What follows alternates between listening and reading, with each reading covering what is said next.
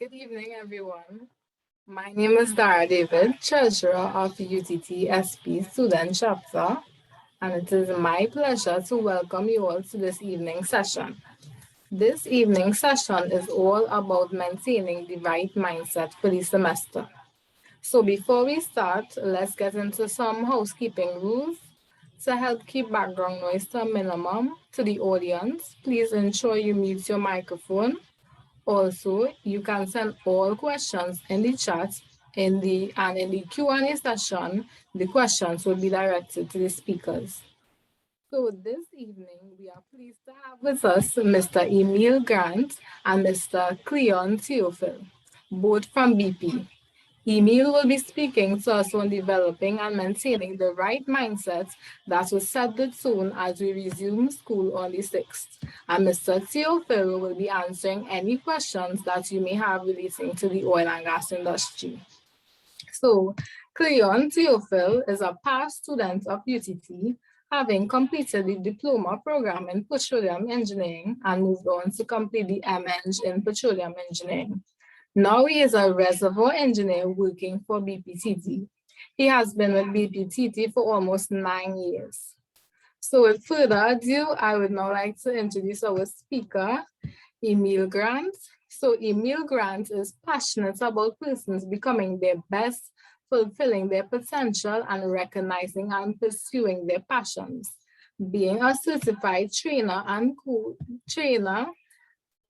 and speaker, he has recently founded his own business, Igneo Coaching and Consultancy, with the aim to touch and transform persons' lives across various ages and backgrounds. He is particularly interested, however, in engaging youths, being a young man himself. Having navigated his entry into the world of work 8 years ago, Emile is extremely passionate about helping students prepare for and successfully manage their entry in the world of work.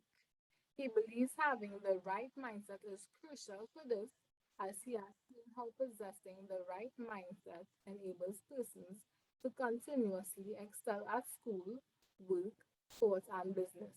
He is eager to share what he has learned about developing and maintaining the right mindset with today's youth. So, Mr. Grant, the floor is yours. Thank you very much, Tara. And you said that better than I could have even thought to say it. So I just want to make sure that you all are seeing my screen well. Yeah? Great. So thanks again, Dara. Thanks again, the UTT SPE chapter. Really happy, as Dara said, to share with you some important tools and some important principles with regarding to doing well this semester and of course later on in life. So this afternoon we're going to be speaking about, as Dara said, developing and maintaining the right mindset for this semester. And we're going to be looking at the three mindset ingredients, what I like to call mindset ingredients. We're going to look at how to develop and maintain them. And lastly, we're going to look at some benefits of developing these mindsets or these mindset ingredients.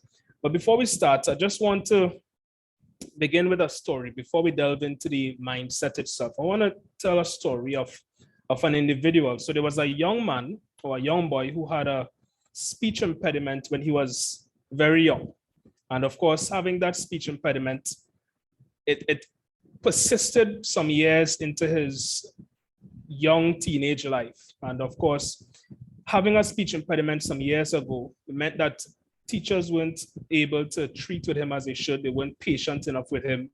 And of course, being in a situation where you have what some may describe as having some kind of a developmental problem, he actually fell out of school, or he dropped out of school at the age of 16.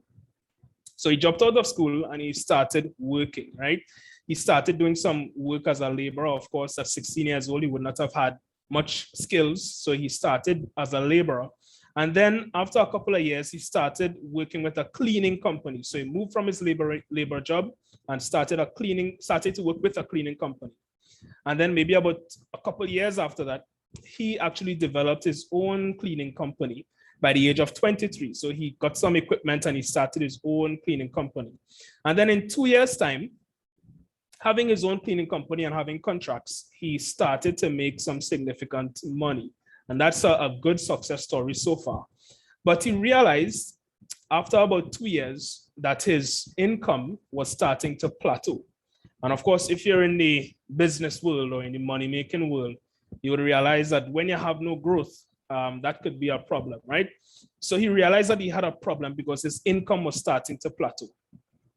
And there was a wealthy businessman that he met who, seeing him and seeing all that he was doing, offered to mentor him. And that wealthy businessman mentored him for the space of about 5 years or so. And by the age of 30, that young man who saw his income starting to plateau, that young man made his first $1 million by the age of 30.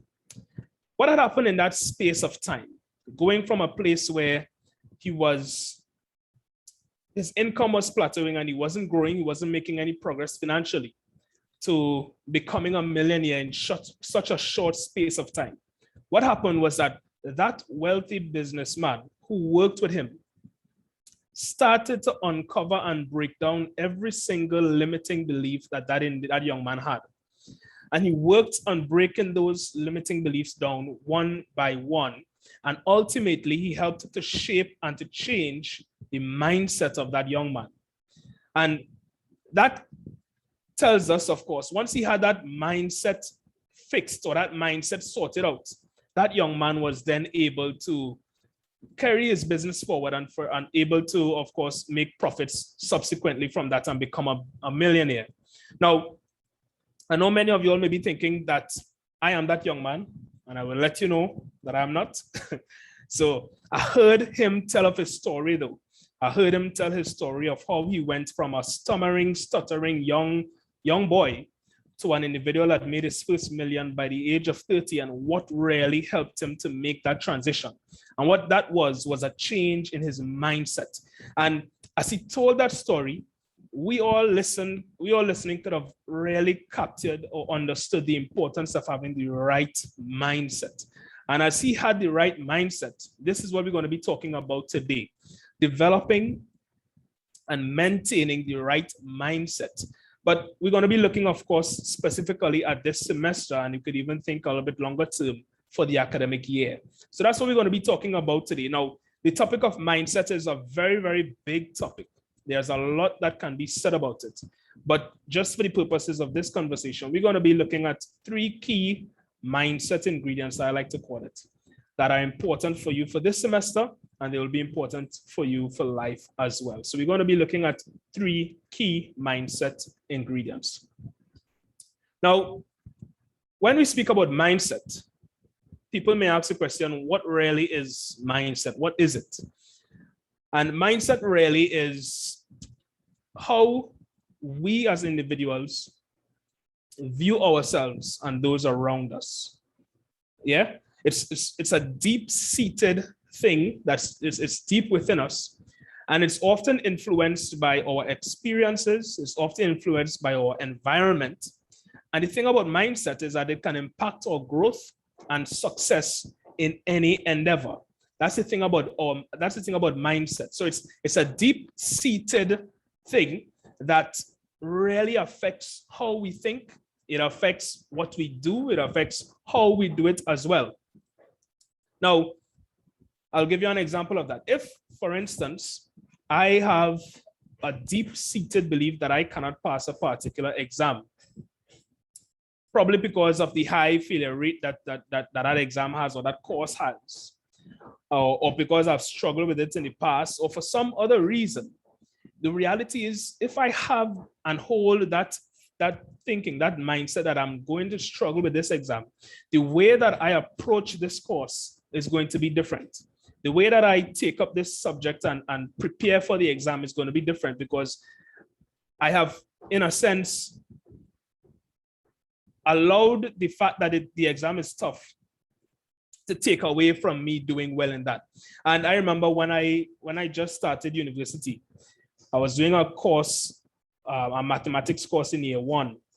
And one of the first things those lecturers did in that mathematics course in year 1 was to tell us that this course has the highest failure rate in the university, the highest, you know, and they also told us whatever we learned in secondary school, get rid of that. That's not applicable here. That's forget about all that you learned, as a matter of fact. Everything is starting from scratch here, and this is going to be the toughest course that you're going to do for the entire 3 or 4 year period. True to form, many persons who did that course failed. Now, the course was, of course, challenging. But having that thought from a very early age or a very early stage in that program, that this is going to be a tough program and a lot of persons have tried and failed before, it allows us to have in our mind that if we are trying and we face obstacles and difficulties, then it's okay for us to fail because many persons have failed before. So that's just an example of our mindset and how our mindset could affect what we do, and it could also affect how we do what we do. So that's a bit about mindset. And we're going to look now at the key ingredients, the key mindset ingredients. And the first mindset ingredient we're going to look at is humility. Now, this is a very important mindset ingredient, a very, very important one. And when we speak about humility, we aren't speaking about being scared or doubting oneself. We're not speaking about that. We're speaking about something so much different to that when we speak about humility. And to help drive home this point, I would share a story with you all about humility. Now, last year, as you all would know, we had some delayed SEA exams. And there were maybe 3 or so children that were in my church that I wanted to assist as they were preparing for their SEA exams. So we brought them to the church, and maybe 2 or 3 weekdays, a week, we would just do some maths, do some English, and help them to prepare for their exams. Now, early on in this process, one of the boys recognized that he was in a better place than the other 2 children. He recognized that he knew some more. He recognized that he was more prepared and he was better able to answer some of the questions. And he recognized that he was definitely in a better place. He used to get more of his questions correct as well. Now, you could sense that a certain air was growing within him, a certain air of pride was growing within him. And he was feeling good, and he was feeling himself as he looked at other persons as he esteemed himself better than them. Now, the time came when he wanted to do some practice exams. So I wanted to also see how prepared he really was, because he was feeling good about himself. He was feeling as if that there were some activities that he knew so well that he didn't need to do. So the time had come for us to really test that by doing some past paper questions. And when we did the past paper questions, there were a couple of observations that are made about how he approached those past papers. The first thing is he took longer than expected to complete the questions, each individual question. Even, of course, I don't know if you all will remember, but in the SEA paper, the first section tends to be the easiest and the fastest section. And then when you go down later on, you would take some time to do the last few. But when I realized from the first question, he was taking a little longer than I expected him to take, considering the confidence that he had, if I use that term. And then I recognized the second observation was that he was making a lot of silly mistakes. So things that he should not be making mistakes for, he was making mistakes and getting questions wrong. And as a matter of fact, when we finished that first past paper, he almost failed. He barely passed the past paper. Now, what had happened to him was that there was a building pride in him that was blinding him to the fact that he needed to learn much more. He needed to do much more. There was a blinding pride that was building up in him. He could not see that there was so much more for him to learn. He could not see that there was so much more for him to do. So when we are speaking about humility, that's what we're speaking about. We're speaking about a humility to understand, of course, that we don't know it all.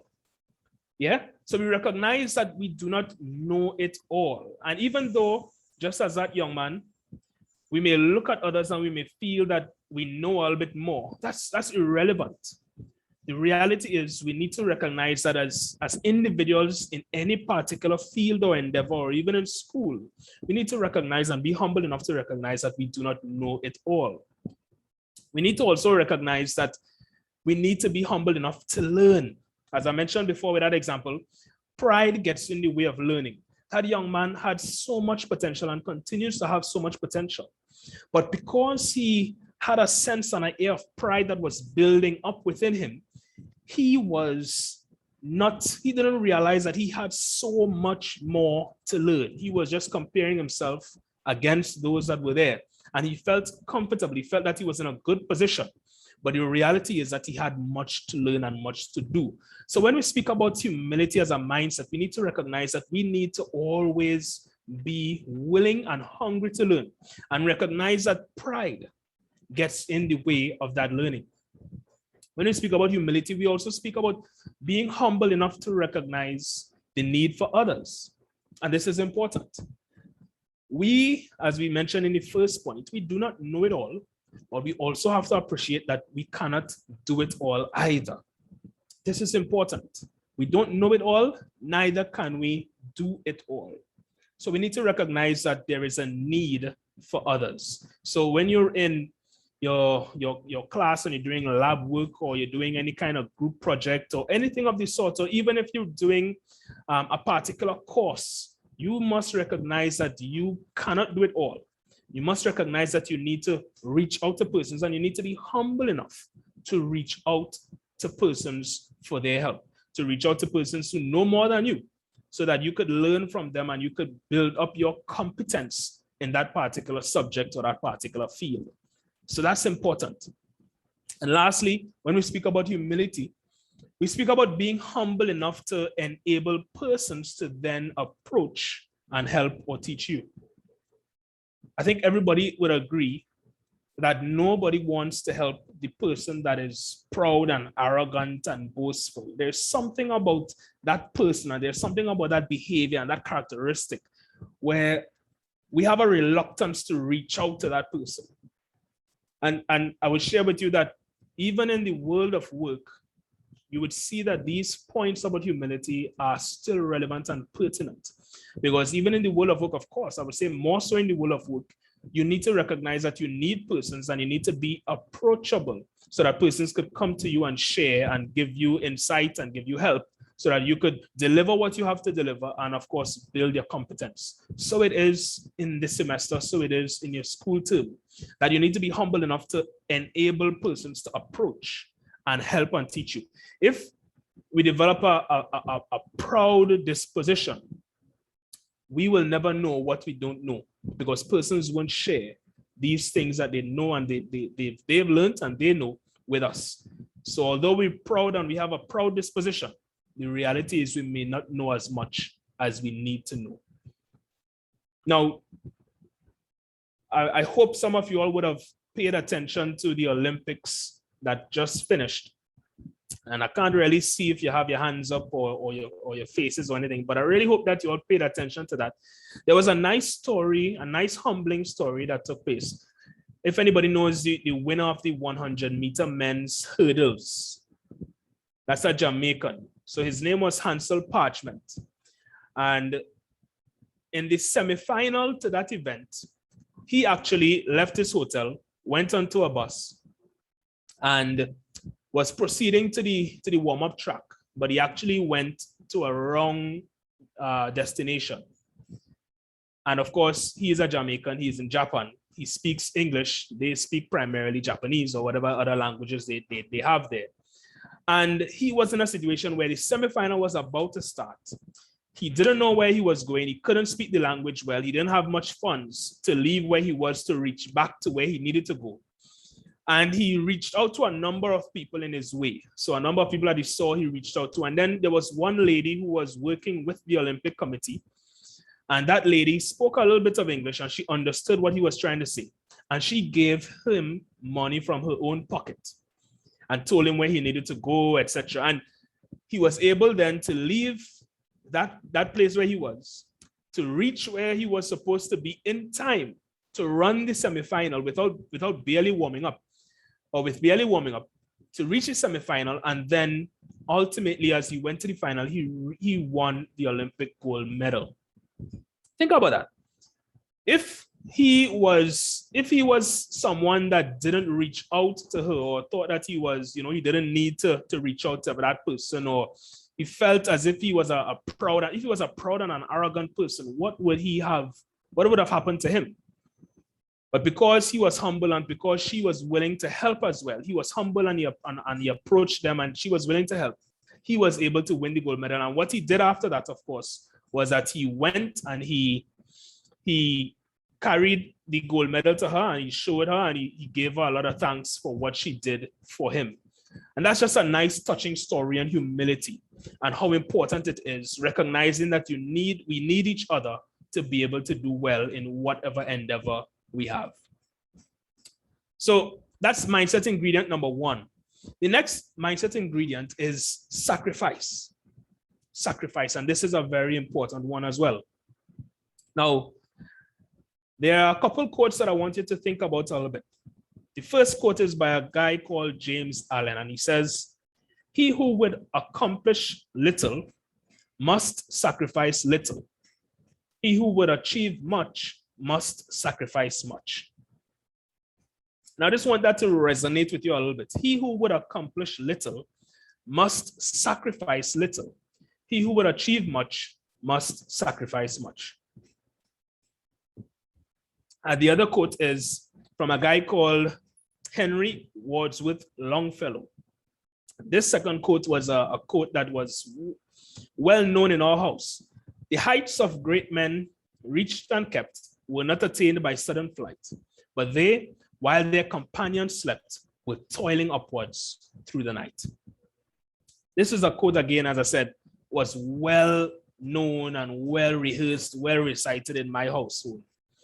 And basically what we're saying here in these two quotes, as well as in this mindset ingredient number two, is that in order for us to accomplish anything great, in order for us to excel at anything that we want to do, we must make sacrifices, and we must have a sacrificing mindset. And when we speak about sacrifice, we speak about delaying personal gratification for that which must be done.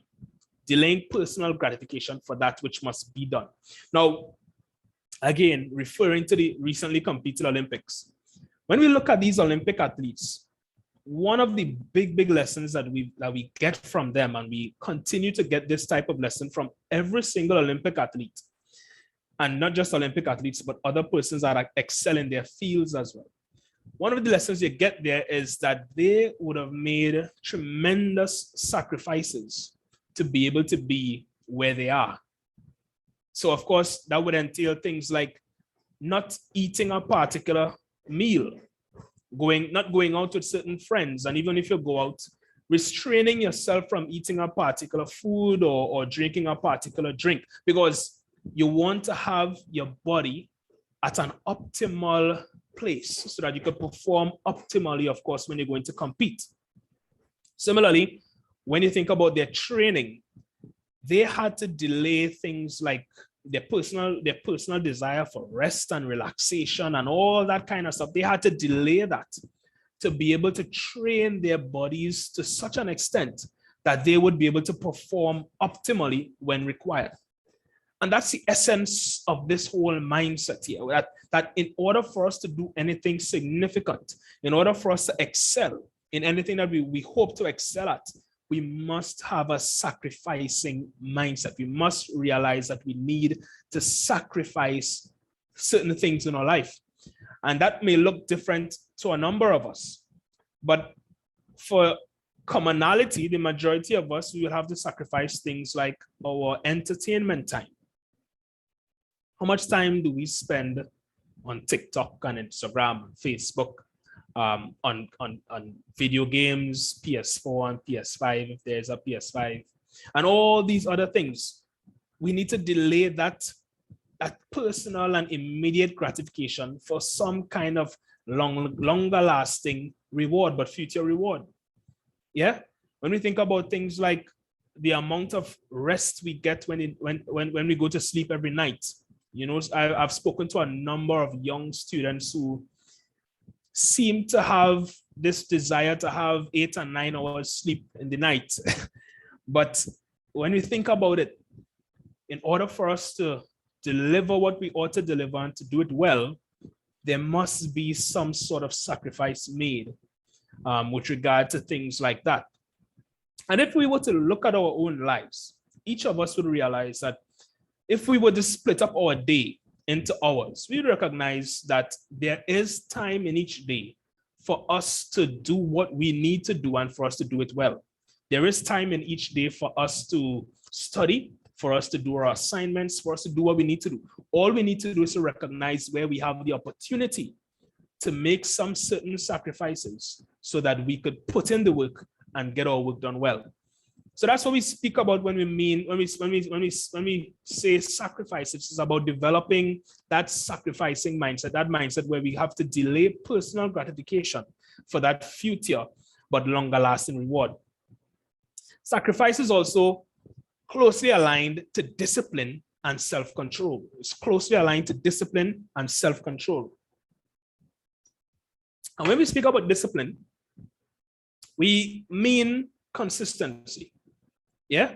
So we speak about consistency in all that we do. So being consistent, for instance, in going to bed a certain hour, being consistent in waking up a certain hour to allow us to study and to do some work before the day starts, being consistent in developing positive routines and habits that would allow us to maximize our potential, that would allow us to reap the greatest reward.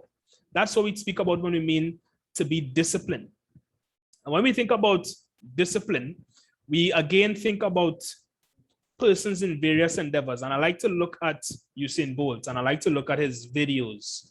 He speaks a lot on his experiences in training. He speaks a lot on his experiences as he ran at different events and different competitions. He speaks a lot on these kind of things. And every so often I listen to these videos to hear from the mind of someone who is at the top of his game and at the top of the world, as a matter of fact, what it took for him to reach there. And when he speaks about training, he speaks about, you know, the fact that there are some mornings where he would get up and he would think to himself, I have training today and I know it's going to be so intense and I don't want to go. But the outcome is I have to go. And that shows us the importance of having that discipline and that self-control.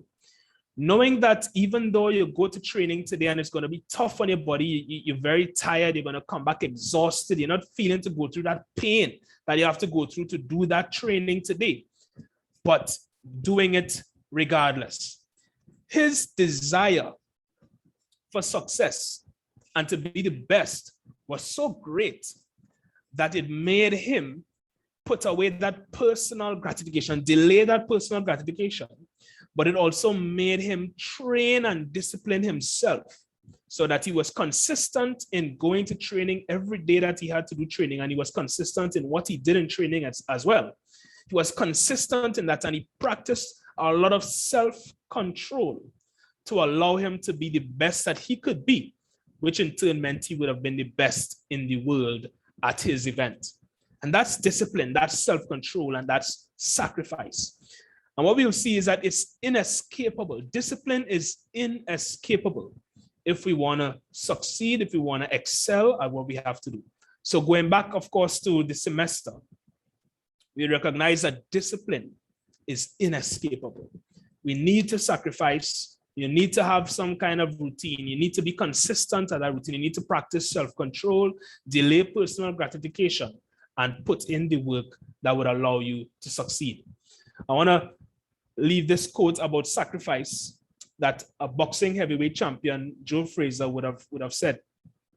He said, you can map out a fight plan or a life plan, but when the action starts, you're down to your reflexes. That's where your road work shows. If you cheated on that in the dark of the morning, you're getting found out now under the bright lights. If you cheated on the road work in the dark of the morning, you're getting found out now under the bright lights. And this is so important. It speaks to us in everything we do. If you, for instance, do not put in the work to prepare yourself for your examination, don't be surprised if you're going to be found out at that examination. So if you cheated on that in the dark of the morning, you're getting found out now under the bright lights. So that's mindset number 2, which is sacrifice. Mindset number 3 is one of my personal favorites, and it's courage. It's courage. And when we speak about courage, we speak about overcoming limiting beliefs. And earlier at the introduction, I told you about the story of an individual who had some limiting beliefs, and his mentor allowed him or helped him to break down each of these limiting beliefs in order for him to build up the right mindset, which would have then allowed him to be successful at what he was doing. Limiting beliefs are beliefs that we hold, and it's very simple, beliefs that we hold deep that actually limit us. They may be beliefs about ourselves, or they may be beliefs we hold about our society. And they, of course, are often influenced by our environment. They're often influenced by what we see and what we hear and what we pay attention to. Now, a lot of us, and I put myself in this bracket, younger people, we have a lot of limiting beliefs. And there are many persons on this call that have limiting beliefs as well. And I could say that because I know that in this society that we're in, we've been told no, and we've been told you cannot do this so many times when we are young, and throughout our childhood into our teenage life, even into adulthood, that it becomes a part of what we think about ourselves. So we start to think that we cannot do a particular thing, or we cannot aim to reach a particular target. We cannot do something. It is too great for us. We start to have these thoughts, I cannot do this, or this course is too hard for me and I will fail this exam. We start to have a lot of these limiting beliefs because of the things, as I said, that we've heard. And we've heard repeatedly from various different persons over time. And they become a part of who we think we are. And they limit us. They are beliefs that limit us. They limit our potential. They limit what we can do. That's limiting beliefs. And when we speak about this mindset ingredient, courage, we're speaking about having that conviction of our own personal value. Having that conviction that we bring value and that we are valuable and that we can do. Having that personal deep-seated conviction, having the courage to have that conviction to overcome these limiting beliefs. So when we speak about courage, we speak about having that conviction of our own potential and of our own value. We speak about being courageous enough to fight for the achievement you want. And I want to emphasize on a few words here, to fight for that achievement you want. The reality is there are many things that we would like in life. There are many things that we desire and we have a passion for. There are many things that we want to do that will not come easy. And there has to be a fight for it. And that's when we speak about courage, you need to be courageous enough to fight for that achievement you want. Not to simply give in to what you've been told or what you thought of yourself, or even to what others may expect of you. But you need to be courageous enough to fight for that achievement and have a fighting mentality or a fighter mentality. You need to be courageous enough to work on a solution to the problem that you will face. Notice the emphasis again is on the word will. You will face problems. You will face problems in school, just on your various subjects. And in this semester, you will face problems beyond this semester, and you will face problems in the world of work as well, whatever field you may decide to follow. But you need to be courageous enough to work on a solution to the problem instead of giving up when faced with the problem. And I would share that I very recently recognized that I did not have this overcomer mentality, because I would suggest solutions to various things, and I would suggest ideas. And once I put forward these ideas to leadership, I would give them the opportunity to make the decision, and whatsoever decision they make, I would just go with it. And it's only when I was speaking with a mentor that I realized that I give up too easily. So I'm not pursuing that which I think I need, with that which I think is right and that which I think should be pursued.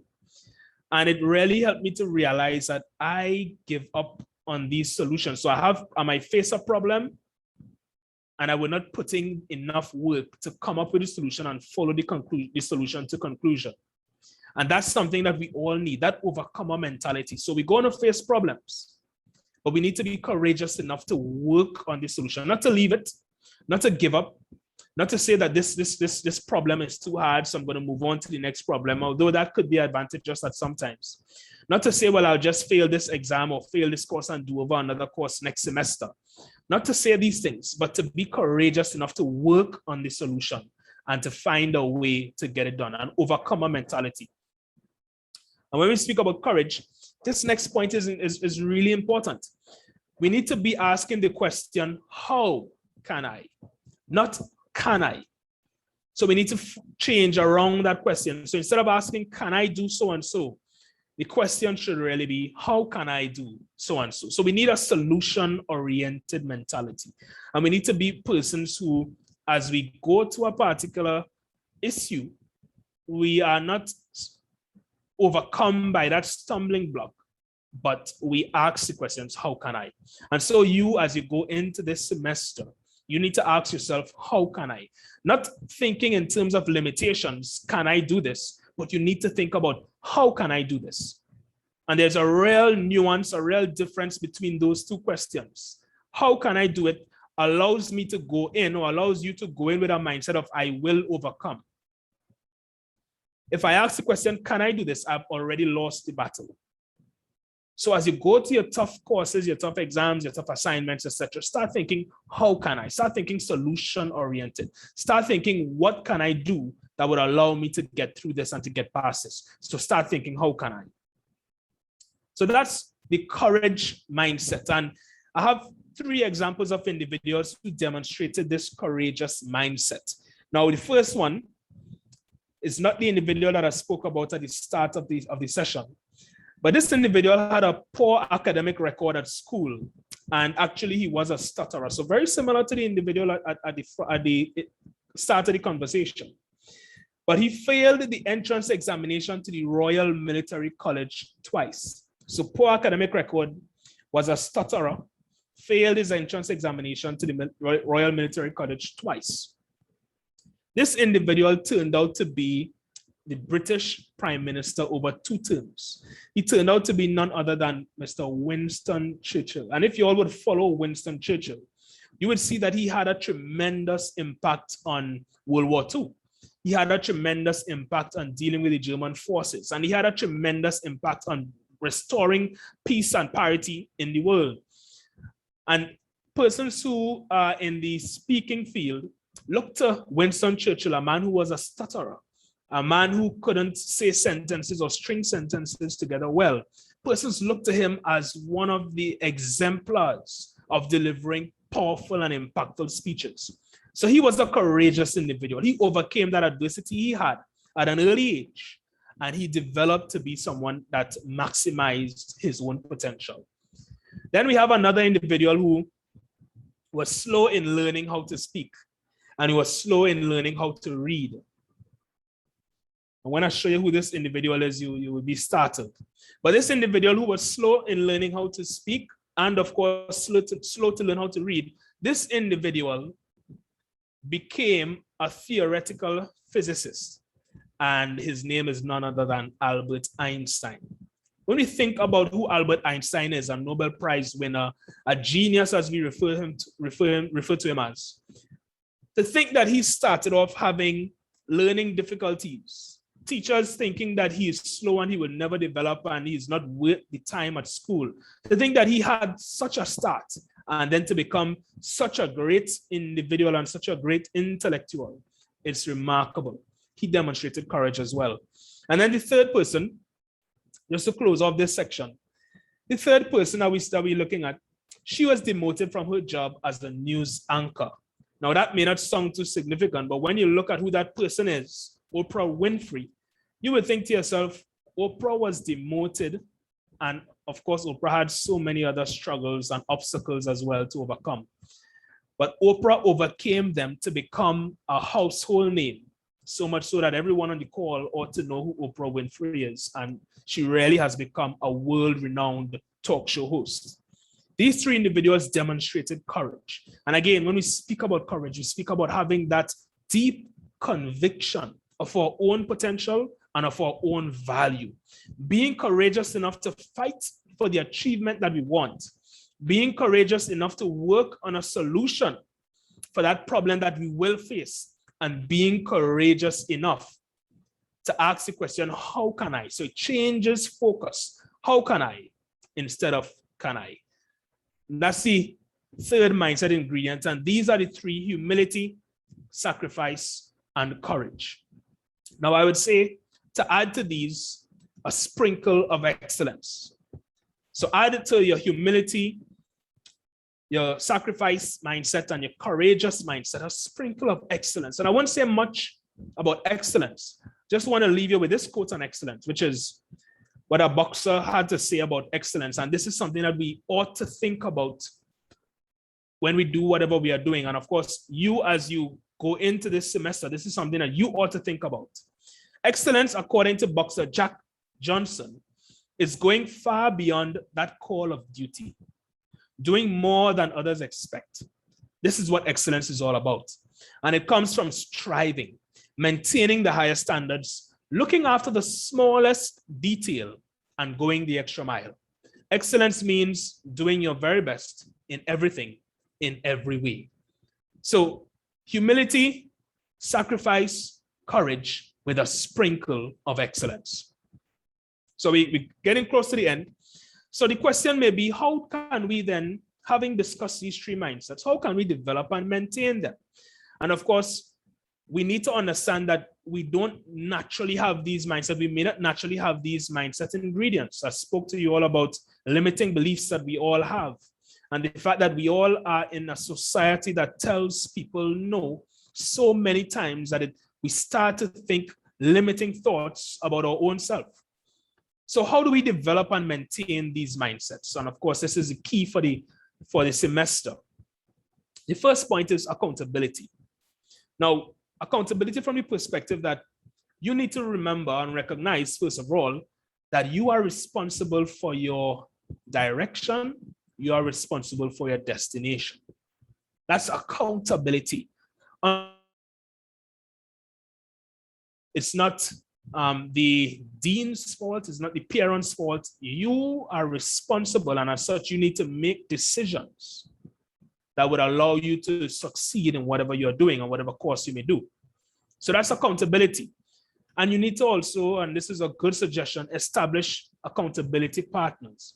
And these are persons who will speak to you and will give you true feedback on how you are demonstrating these mindsets. So these are persons that you could depend on to tell you, if you are demonstrating humility or if you are becoming proud and pompous. These are persons that would tell you that, you have demonstrated a lot of courage in attempting that particular problem and not running away from it, but actually reaching a solution to it. These are persons that would tell you about, how much time are you putting in your work, if you're disciplined enough, if you're putting in the sacrifice, making a sacrifice or not. So accountability partners is a really good tool to help persons develop and maintain these mindsets. The second one is tied to that last point on accountability: environment.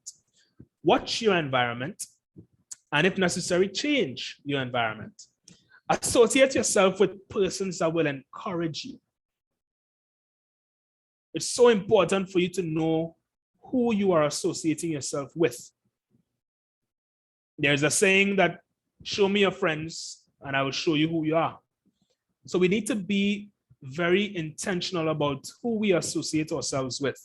So associate yourself with persons that will encourage you, as well as persons that would model these mindsets, persons that would model humility, that would be disciplined and practice a lot of self-control, persons that will be courageous in what they are doing and very solution oriented, very have a fighting mentality and have an overcomer mentality with regard to their work, and not persons that would adopt a victim mindset. Yeah. So watch your environment and change it if necessary. And the third one is reflection. Take some time every so often to reflect on how you are portraying these mindsets.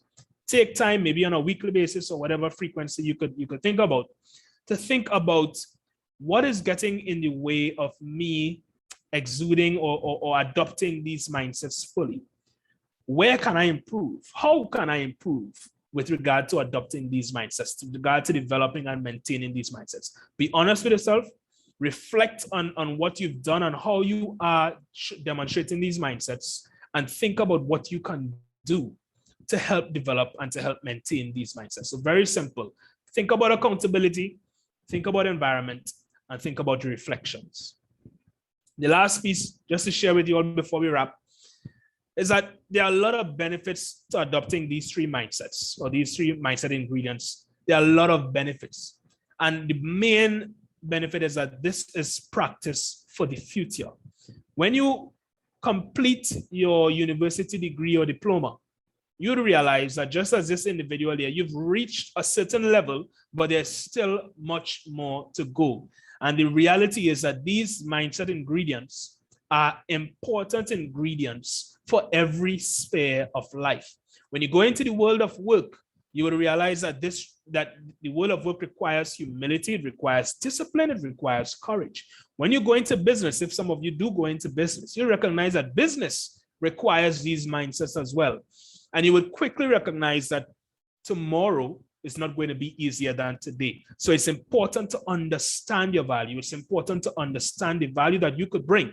It's important to be firmly convinced of that and your own potential, and go into the problems and the stumbling blocks that tomorrow will bring, so that you could overcome them with the help of these mindset ingredients. So always remember humility, sacrifice, and courage. And with that, I'll hand back over to Dara for the rest of the session. Wow, that was a great presentation. Thanks for all the valuable information and providing us with an opportunity to deepen our understanding on the right mindset for the semester. And well, as you said, not only for the semester, but for every sphere of life. You've given really good practical suggestions and a wealth of information. So thanks so much.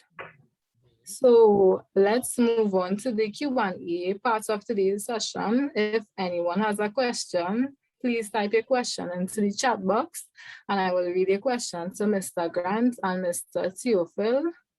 For those who weren't here for the introduction, Mr. Theophille will be answering any questions that you may have relating to the oil and gas industry. Mm-hmm. So, well, as we wait for questions, I have a question from you, Emile. How do you deal with fear of failure? Sorry, I missed one or two words of the question. How do you deal with fear of failure? That's an interesting one. I think we need to analyze fear, right? I was having a conversation with a coach some time back, maybe about 2 years ago, and we were speaking about fear, and we recognized that a lot of what we fear is actually illogical or irrational. Yeah, so we may fear failure, but when we think about why we're fearing the failure, and if it's really something that is concrete that we should really objectively fear, we recognize that that's not necessarily the case. Chances are, when we speak about a fear of failure, when you look deeply into that, it could be because we are not yet fully convinced and fully convicted of the value that we have and the value that we could bring, and the fact that we can do what we need to do. So sometimes we are worried that we may start something and fail, and persons may laugh at us. And that to me is what we're really looking at and what we're really worried about, that someone would look at me and see that I've failed. But the reality is you need to be convicted of your own potential. Recognize as well, so that's one, recognizing that you have value to bring. But the second thing is recognizing that failure is part of the process. Yeah. There are people that would say without failure, there is no success. So anybody who achieves success, don't think that they've never failed. Failure is just a part of the process. I mean, I could tell you, I failed 1 or 2 courses in my degree as well. I actually failed one course where was it one, maybe one course, but this one in particular, I remember where I was sick that semester, and it was a course called Mathematics of Finance, and I didn't understand one thing, and I failed. But that wasn't the end for me.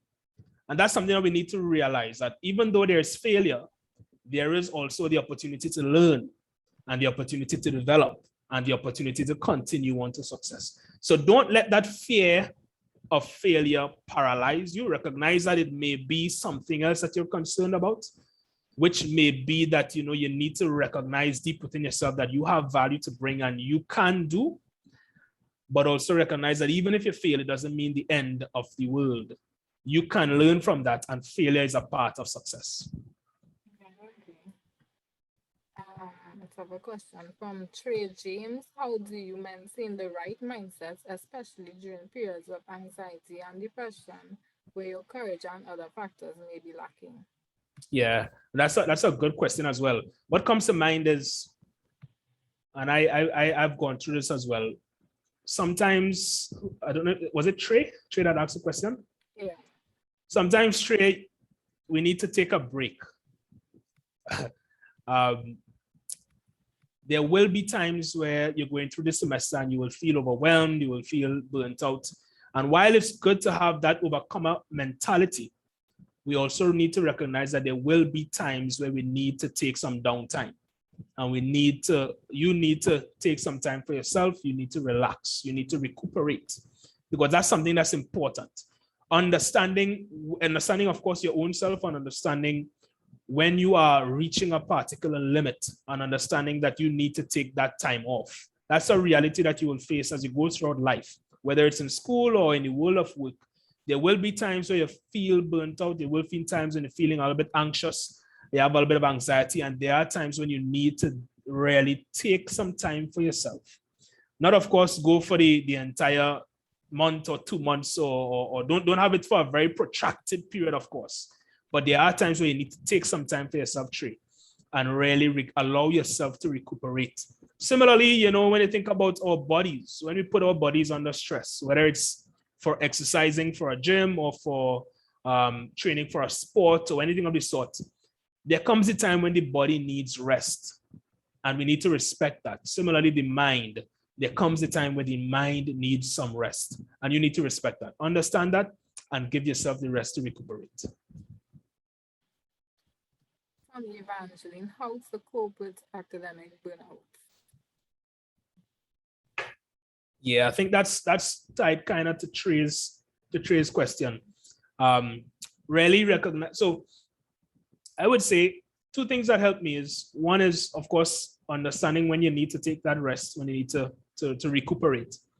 But I think burnout sometimes comes from that feeling of having too much at one time.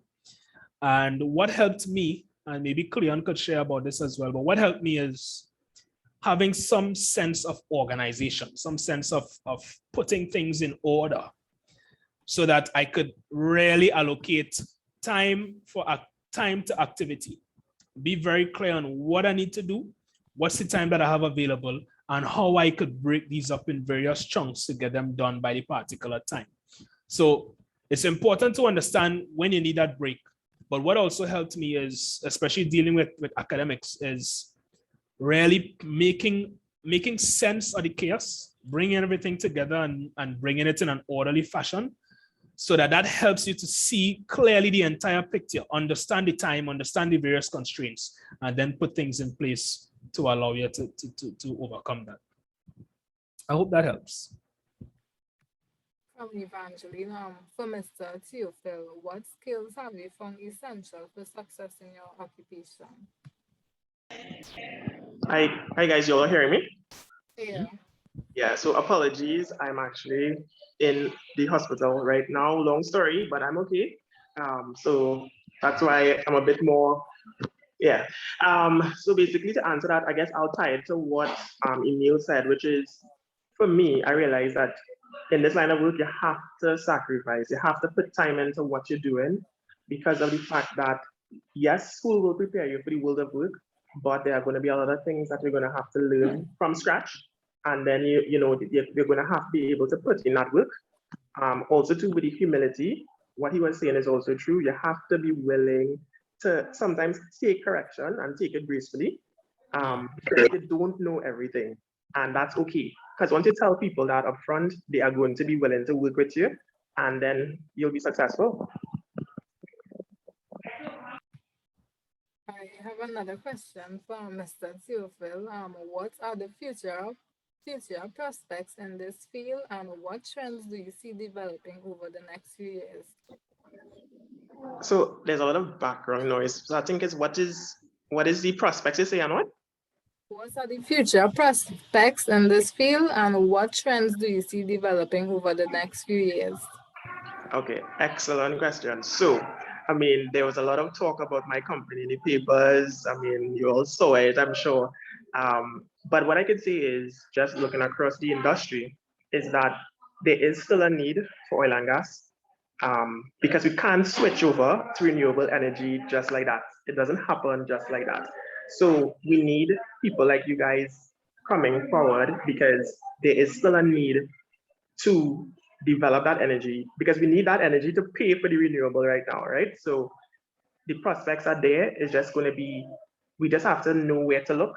It's going to be a little more challenging, of course, because a lot of the easier prizes are already being produced. But there is still stuff out there. Take it from me. And then one of the things I want to tell you guys is even though you're doing your field in petroleum engineering, because I'm assuming that everyone is in that field right here, you also have to understand too that don't be afraid to learn new skills. So upskilling. So for instance, you may be doing petroleum engineering, but that doesn't mean you can't do something at the side with digital, because digital is a big area as well. So for instance, can you do something with coding? You could use coding to help you in petroleum engineering. Can you do something in Python scripting? There's so much different things that you could look at that could help you not only in petroleum engineering, but other fields as well. So don't be afraid to learn something in addition to what you're doing also. Okay, one more question before we wrap up.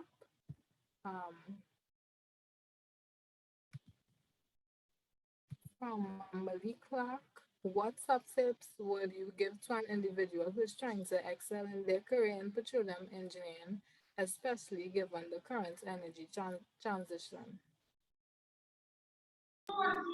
Right. So exactly. So that's speaking to the transition, the energy transition, right? So it's kind of what I was saying before, where, and again, apologies for the background noise. I'm in the waiting room, so you're gonna hear that background noise, right? Basically, you know, we as I said before, we need petroleum engineers to find what is out there.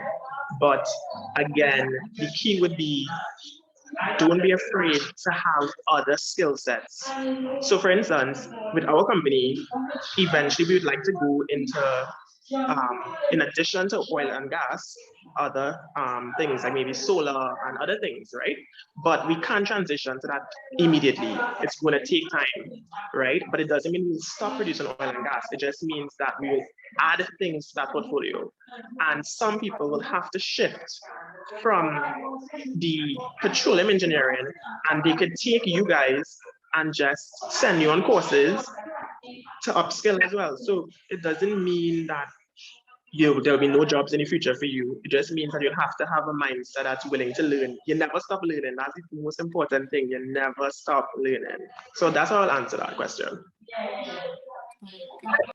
So before we sign off, I'd like to present you all with the certificate of appreciation So on behalf of the UTT SPE Student Chapter, we wish to thank you, Emile Grant and Cleon Theophille, for taking the time to facilitate the session and sharing your knowledge and experience on this topic. I'm really glad you were able to set the tone for us for the semester, and we are looking forward to having you again. So this concludes our session. Take care, everyone, and have a great evening. Thanks very much, guys. Thanks for having me. All right, take care, guys. Bye. Take care. Presentation, guys. Take care.